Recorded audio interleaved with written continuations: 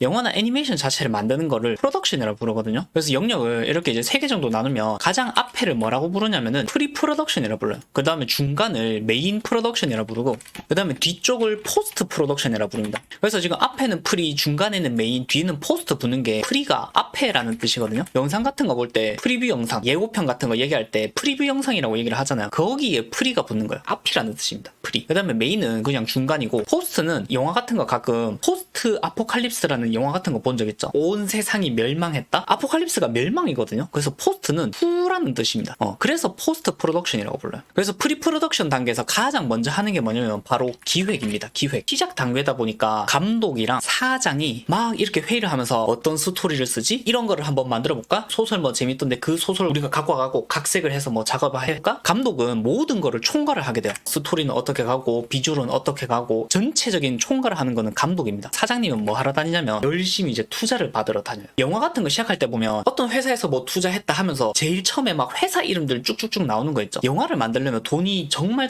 많이 필요해요. 이 사장이 막 영업을 뛰러 다니면서 저희 이번에 이런 재밌는 애니메이션 만들 건데 좀 투자 좀 해주십시오. 저희 이번에 대박 낼 수 있습니다. 이렇게 막 투자를 받으러 다니는 거죠. 그래서 이 단계에서 이름 있는 감독이 만약에 작업을 한다? 아니면 해리포터 같은 정말 유명한 작품을 우리가 지금 작업을 들어갈 거다 하면은 이미 이 투자 단계에서 이거 만들면 되게 재밌겠는데? 하면서 사람들이 막 이렇게 투자가 들어오는 거고, 만약에 투자에 성공을 했다? 그러면 이제 본격적으로 작업을 들어가게 되는 겁니다. 그래서 가장 처음에 들어가는 게 뭐냐면 바로 스토리를 짜야 됩니다. 그러면 처음에 이제 시놉시스부터 해가지고 간단하게 내가 이 애니메이션으로 어떠한 주제를 전달할 건지, 플롯이 흘러갈 건지 이런 것들을 쭉쭉쭉쭉 짜가지고 이거를 글로 쓰는 게 바로 스크립트입니다. 대본이라고 하죠. 그래서 보통 대본 같은 거 보면은 이제 씬 번호 같은 것도 이렇게 위에 막 써져 있고, 대낮에 뭐 학교에서 사람들이 걸어간다, 주인공이 갑자기 벌컥하고 문을 열면서 나온다, 뭐 쭉쭉쭉쭉 이렇게 적혀 있는 거죠. 처음부터 3D로 만들면은 노력이 너무 많이 들잖아요. 그러니까 일단은 글로써 먼저 정리를 쭉 하는 거예요. 왜냐면 글로 쓰면은 이거를 언제든지 바꿀 수 있으니까. 그래서 이제 스토리 작가가 또 따로 있어. 이 대본을 쭉쭉쭉 써나가는 거죠.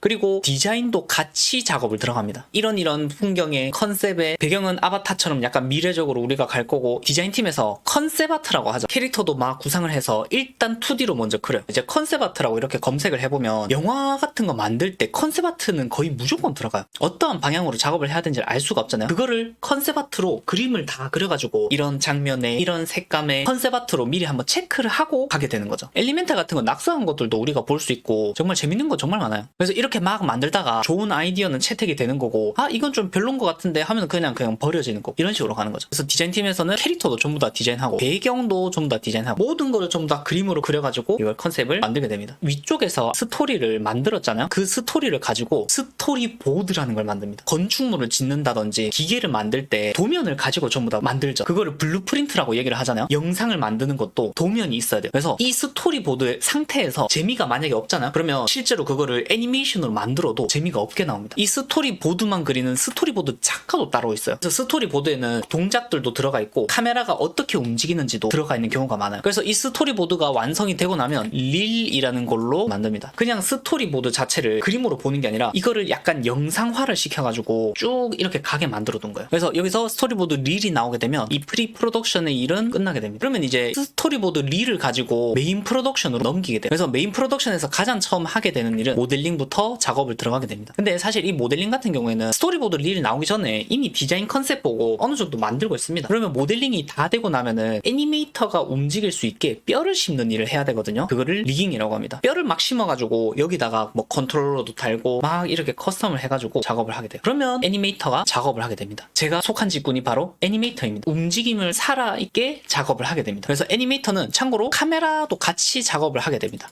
여기 앞에 하나가 더 있는데 레이아웃이라는 작업을 하게 되는데, 간단하게 뭐 캐릭터 세워가지고 비율이 나오는지 뭐 배경이나 이런 거는 가리는 건 없는지 이런 작업들을 하게 되는데, 저는 회사 다닐 때 이 레이아웃부터 그냥 다 작업을 했거든요. 외국 쪽으로 나가면은 이거를 따로 잡는 직업도 있다고 해요. 엄청 이거를 세세하게 나누는 거죠. 그래서 그렇게 애니메이션 이제 작업이 다 끝나고 나면은 VFX가 들어갑니다. 이거는 이제 특수효과 같은 건데, 뭐 갑자기 비가 온다든지 불꽃이 터진다든지 아니면 갑자기 태풍이 휘잉 하면서 이렇게 막 바람이 발생을 한다든지 후딘이나 아니면 누쿠 같은 거를 사용해가지고 필요한 효과들을 하나씩 넣는 거죠. 그리고 특수효과를 다 놓고 나면 이제 최종 렌더를 뽑게 됩니다. 이 결과물을 뽑는 거를 렌더라고 하거든요. 렌더 라이팅 하는 팀도 따로 있습니다. 그래서 애니메이터는 애니메이션만 잡고 뼈를 심는 사람들은 뼈만 심고 모델링 한 사람들은 모델링만 하고, 그래서 렌더 라이팅 이거를 다 해가지고 뽑잖아요. 이 영상을 합성을 하게 됩니다. 포스트 프로덕션으로 옮겨지게 됩니다. 여기서 렌더라이팅 된 거를 받아가지고 합치고 색감을 조절하고 하게 됩니다. 그거를 컴포지팅이라고 부르거든요. 그래서 컴포지터라고 그것도 직업이 따로 있어요. 근데 작은 회사 가잖아요. 여기서 그냥 렌더라이팅 하는 팀이 그냥 이 합성까지도 전부 다 하는 경우도 되게 많습니다.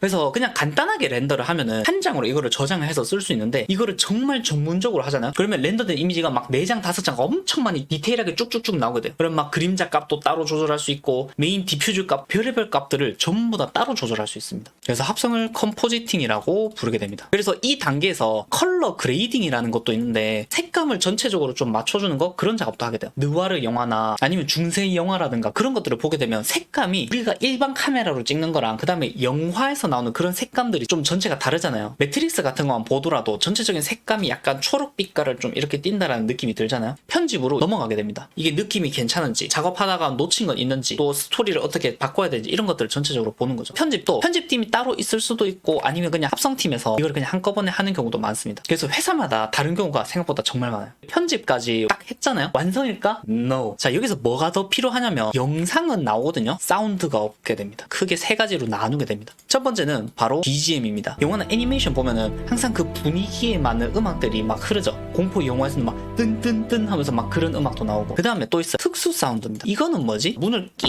이렇게 열면서 만약에 들어가는 장면이 있다? 그러면 문 여는 장면도 필요하고, 그 다음에 내가 뚜벅뚜벅 이렇게 걸어간다? 그러면 그 발걸음에 맞는 발소리도 또복또복 이런 식으로 넣어줘야 돼요. 이런 것들이 전부 다 특수 사운드라고 생각을 하면 돼요. 특수 사운드를 검색을 해보면 영화에서 뭐 뼈 부러지는 장면에서는 파 같은 거를 뚜두둑 하고 부러뜨려가지고 이거를 만들고, 거기도 보면은 신기한 거 진짜 많아요. 한 개가 또 있어요. 바로 성우입니다. 말을 하게 되면 녹음해서 작업을 하게 되는 거죠. 그래서 지금은 제가 이 순서대로 설명을 하다 보니 성우가 포스트 프로덕션에 속하게 되는데, 영화 같은 경우에는 이 성우가 쪽에 여기에 올 때도 많습니다. 왜냐면 아무래도 감정 표현이 중요하니까 성우들을 먼저 데려와서 감정을 먼저 목소리로 녹음을 하는 거예요. 그리고 거기에 액팅을 맞추거든요. 이제 한국에서 약간 유아 애니메이션 만들 때는 성우를 제일 마지막에 씁니다. 한꺼번에 녹음을 하면은 한 방에 이걸 녹음을 할 수 있는데, 먼저 녹음을 해버렸는데 수정을 해야 된다? 그러면 그것도 돈이 또 들기 때문에, 그래서 그 돈을 조금 아끼기 위해서 성우를 뒤에다가 쓰는 거죠. 그래서 이거 보니까 진짜 어마어마하죠? 엄청 많죠? 영상 하나를 만들기 위해서 이렇게나 많은 사람들이 필요하다. 영상을 만든다는 것 자체가 제작비가 정말 어마어마하게 많이 드는 거예요. 모델로도 돈을 줘야 돼, 리깅도 돈을 줘야 돼, 애니메이터, VFX, 렌더라이팅, 얘네도 전부 다